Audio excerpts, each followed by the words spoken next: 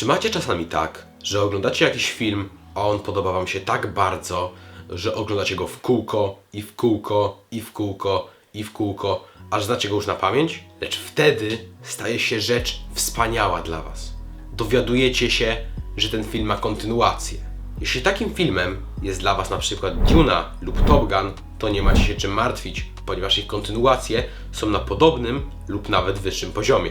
Lecz zdarzają się takie przypadki, gdy dobry film z niewiadomych powodów dostaje trochę gorszą lub wręcz fatalną kontynuację. Dzisiaj o takich przypadkach właśnie sobie porozmawiamy.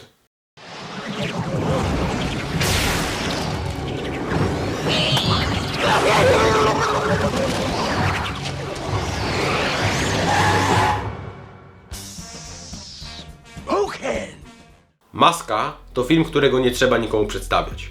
Kultowa komedia z Jimem Carreyem z 1994 roku jest uznawana do dzisiaj za jeden z najlepszych filmów kina humoru. Historia znudzonego życiem bankiera, który znajduje w rzece maskę Lokiego, która daje mu nadludzkie moce, podbiła serca widzów na całym świecie.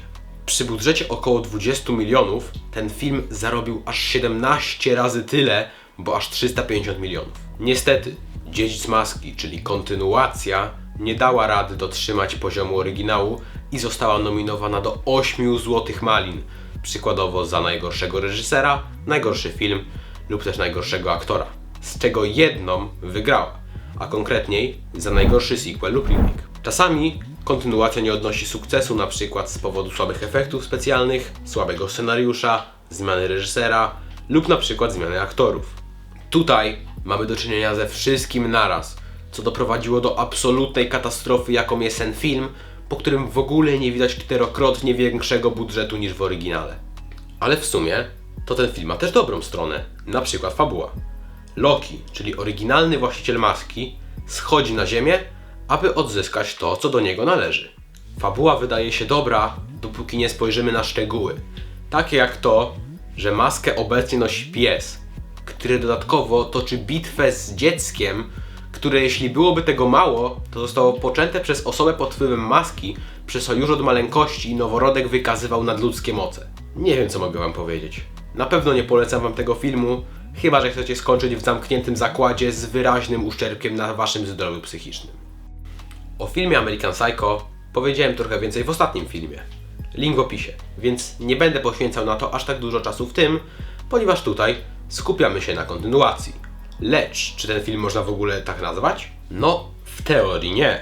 Ponieważ jeżeli wypowiedź autora oryginalnych książek o przygodach Patricka Batemana o tym, że nie uznaje tego jako kontynuacji, nie byłaby wystarczająca, to nawet sama Wikipedia mówi, że aby sequel mógł być nazywany sequelem, musi albo kontynuować losy bohaterów poznanych w pierwszej części, albo musi poruszać wątki poznane w oryginalnym dziele.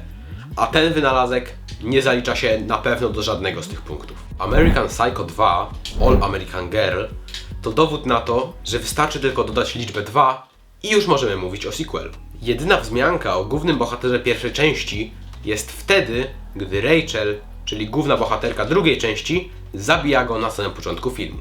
Sensowna fabuła, a tak właściwie to jej brak, to tylko wierzchołek góry lodowej. Rachel, która po zabiciu Patricka w dzieciństwie staje się psychopatką, teraz jest na studiach i zabije każdego, kto stanie jej na drodze przed dostaniem się na staż w FBI. Ten film jest idealnym dowodem na to, że zbrodnia nie wystarczy, aby stworzyć dobry lub chociaż znośny thriller. Jeśli chcecie obejrzeć ten film, to nie polecam wam. Naprawdę. O wiele produktywniejszą opcją będzie patrzenie się na ścianę, jak schnie na niej farba przez godzinę i 28 minut. $1 million. 2 million. You don't have it. 3 million. I'll borrow it from you. 4 million. 5 million. That's a utility belt, not a money belt. 6 million. 7 million. Never leave the cave without it. Czy mógłbym zrobić listę najgorszych kontynuacji bez wspominania o tej pomyłce? Oczywiście, że nie. Nawet sam George Clooney, który wciela się w tym filmie w rolę Mrocznego Rycerza, przepraszał za ten film już niezliczoną ilość razy.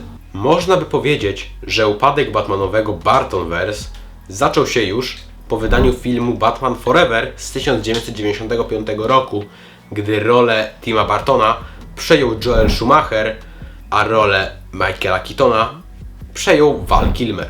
Nie zrozumcie mnie źle, Batmanowi Forever brakuje jeszcze trochę, żeby można było tutaj mówić o złym filmie, lecz już wtedy zauważyliśmy lekki spadek jakości oraz utraciliśmy ten mroczny klimat pierwszych dwóch części na rzecz głupkowatych żartów Jima Carreya. Lecz skończmy już mówić o tej trzeciej części i przejdźmy do zwieńczenia całej serii. Słabi przeciwnicy, i nie mówię tutaj wcale o sile fizycznej, ponieważ jej na pewno nie brakowało ani Bane'owi, ani Arnoldowi Schwarzeneggerowi w roli Mr. Freeza. Mówię o ich jakości, o tym jak były poruszane ich wątki oraz o tym jak żenujące były niektóre sceny z ich udziałem.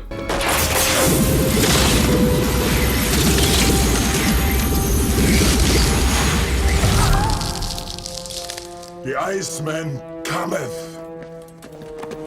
Please, show some mercy. Mercy?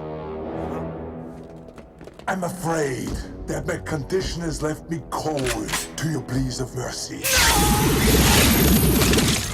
Tak właściwie, to ten film wcale nie jest taki zły.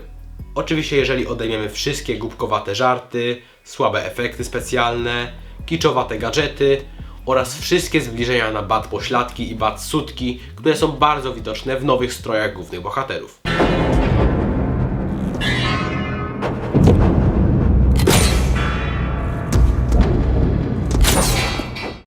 Szczęki, Zemsta, bo tak nazywa się ta pseudokontynuacja trylogii o rekinach, to dowód na to, że nie dość, że rekiny mają uczucia i żądzę zemsty, to dodatkowo na to, że są wypełnione nitrogliceryną. Film opowiada historię Ellen Brody, która straciła swojego syna w wyniku ataku rekina. Teraz wyrusza na Bahamy, żeby odwiedzić swojego drugiego syna, Michaela, lecz nie wie, że podąża za nią ktoś jeszcze. Rekin, który jest odpowiedzialny za jej stratę. Chce się zemścić na reszcie rodziny i dokończyć to, co zaczął. W emocjonującym finale, w zależności od tego, jaką wersję filmu oglądacie, rekin albo zostaje przebity przez dziób łodzi, albo eksploduje. Lecz zanim to robi, to pomimo braku strun głosowych, wydaje z siebie ryk niczym Mufasa na początku Króla Lwa. Sweet Jesus, they're headed straight for it. Come about, Ellen. Ellen, come about.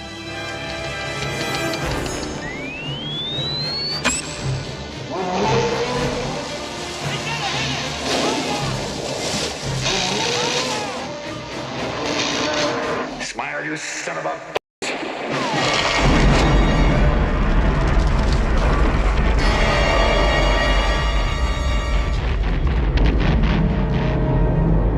Twórcy filmu nie dość, że nie mają za grosz kreatywności, to jeszcze nie znają biologii na poziomie 5. klasy szkoły podstawowej. 2% na Rotten Tomatoes, czyli ponad 20% mniej niż w przypadku pseudokontynuacji historii Patricka Batemana, to idealne zwieńczenie tego, jak fatalny jest ten wytwór. Szczerze mówiąc, to chyba wolałbym zostać zaatakowany przez rekina, niż obejrzeć ten film. Naprawdę. Co jest powodem tego, że sequele często nie są aż tak dobre jak oryginał? Może jest to po prostu myśl producentów, że jeżeli na pierwszy film tak dużo osób przyszło, to drugi, nawet jeżeli będzie gorszy, to i tak wszyscy go obejrzą. Być może powodem jest najnormalniej w świecie brak kreatywności lub jakiegokolwiek pomysłu producentów. A może po prostu nie trzeba zbytnio kombinować. Wystarczy po prostu zachować głównych bohaterów z pierwszej części, kontynuować wątki z oryginału, dodać kilka nowych postaci i może już wtedy będzie udany sequel. Widocznie reżyserowie mają manię przekombinowywania i to się chyba nie zmieni. Jeżeli macie jeszcze jakieś propozycje kontynuacji, które nie są tak dobre jak oryginał, to piszcie w komentarzu, a może powstanie kontynuacja tego filmu, który miejmy nadzieję nie będzie tak zły jak te, które przedstawiliśmy dzisiaj. Widzimy się już 30 w podcaście bez nazwy.